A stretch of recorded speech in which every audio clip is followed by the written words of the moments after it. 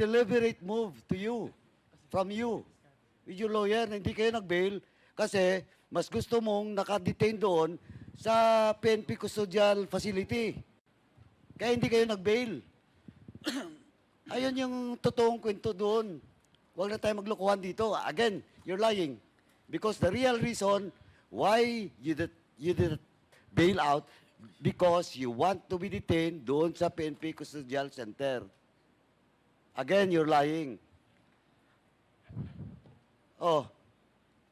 Di ba? Simpleng-simple, akaalis go, billions. Tapos hindi makapag-bail ng 180,000?